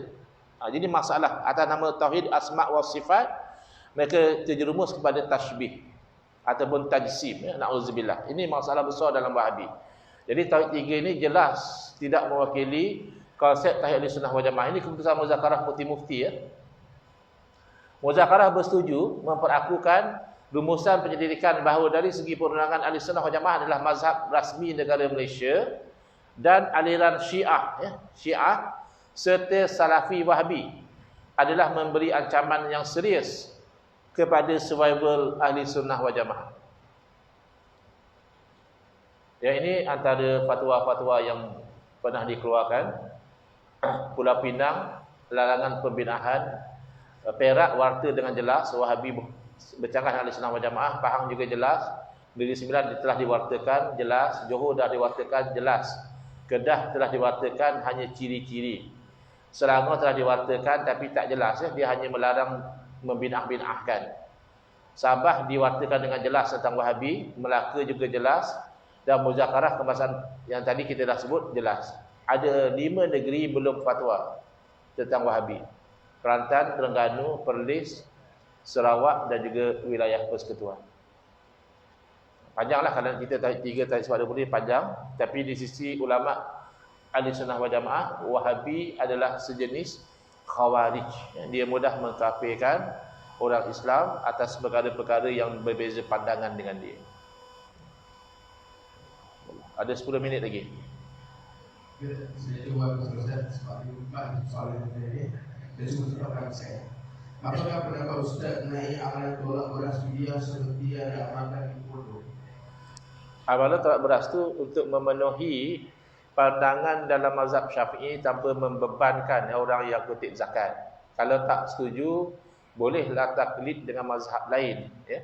Tapi itu untuk memenuhi syarat yang ada dalam mazhab Syafi'i. Tapi kadang-kadang mereka yang tak setuju sampai memperolok-olokkan, kata ini kelakar dan sebagainya. Dia mungkin tidak faham, ya, kenapa dibuat itu untuk memenuhi syarat. Tapi kita juga tidak sampai menyalahkan kalau ingin bertaklid dengan mazhab lain, ya, dalam bab zakat. Bisa soalan kedua, di bawah peraturan Mahid, apakah masjid boleh bertutup individu dua ketua Jumaat raya selain imam dan tidak Mahid? Wallahu a'lam, saya tidak ada maklumat, ya, tentang peraturan Maib tentang isu khutbah ini. Mungkin boleh dirujuk direct, ya, kepada Maib. Adakah boleh jemput orang luar untuk berkhutbah? Kalau dari segi hukum, ya boleh, asalkan dia itu mampu untuk memenuhi rukun khutbah. Cuma dari segi peraturan saya tak pasti. Okey Ustaz, soalan ketiga. Saya pernah mengalami suatu keadaan kecewa pada amalan baca Yasin pada golongan yang merasakan baca Yasin pada malam Jumaat lebih berkat, lebih makbul doanya dan lebih banyak pahalanya. Saya pernah minta karya saya melakukan baca Yasin untuk doa selamat dengan kata tunggu malam Jumaat depan. Soalannya, apakah benar baca Yasin malam Jumaat lebih baik? Baik.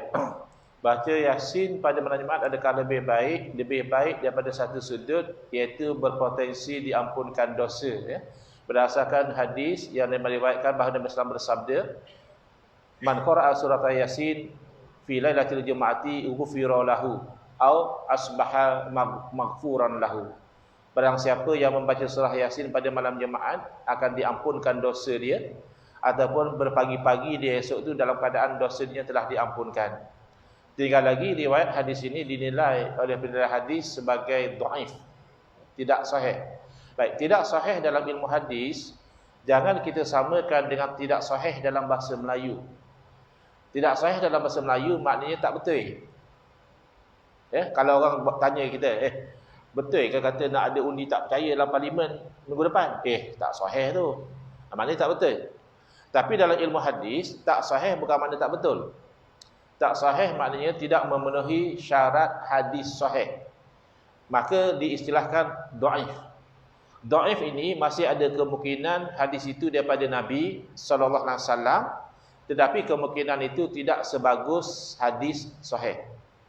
Oleh kerana masih ada kemungkinan inilah, kata Imam Nawawi rahimahullah taala, sepakat para ulama, baik ulama itu ulama hadis ataupun ulama fiqh ataupun ulama-ulama lain, harus bahkan digalakkan beramal dengan hadis dhaif selagi mana dhaifnya itu tidak palsu. Kalau palsu tak boleh lah. Dhaif biasa saja. Boleh beramal, bahkan digalakkan fil fadail, antaranya pada fadilat. Jadi kan tadi fadilat, hukum baca Yasin sunat, malam apa pun hukumnya sunat, dapat pahala. Tapi fadilat, kelebihan baca Yasin malam Jumaat adalah diampunkan dosa.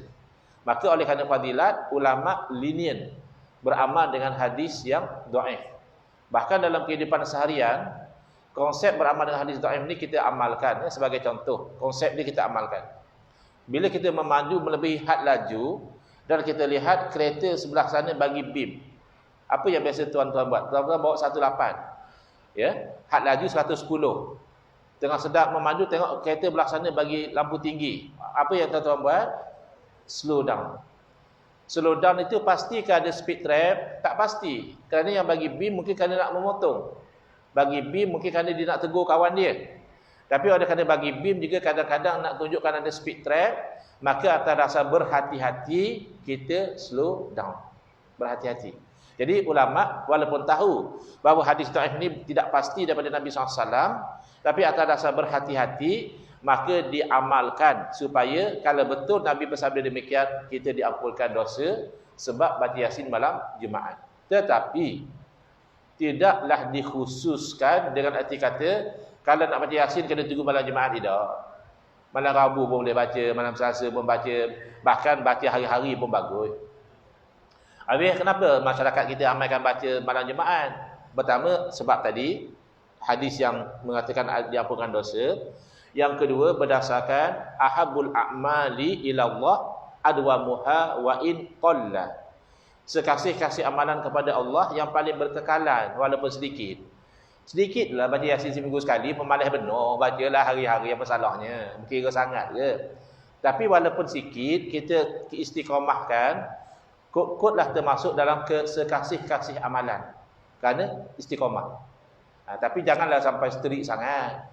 Tak boleh ceramah ni, tak boleh pasal kita hanya baca Yasin je malam Jumaat. Tidaklah sampai macam itu. Atau dah ustaz tu mari daripada jauh, mari daripada luar negara, malam Jumaat tu jadi free, apa salahnya bagi laluan? Balik rumah bacalah Yasin. Tidaklah sampai strik mesti asal Jumaat, malam Jumaat kena baca Yasin, atau baca Yasin mesti malam Jumaat, tidak semestinya. Wallahu a'lam. Okey, soalan tadi, Satu Ustaz, boleh atau tidak mengambil wang kutipan pengajian muslimah untuk sumbangan jamuan program sambutan Isyak Mi'raj di masjid? Baik, apa-apa sahaja sumbangan secara asas konsepnya hendaklah dibelanjakan mengikut tujuan ianya disumbangkan. Tak boleh digunakan untuk tujuan selain daripada ia disumbangkan.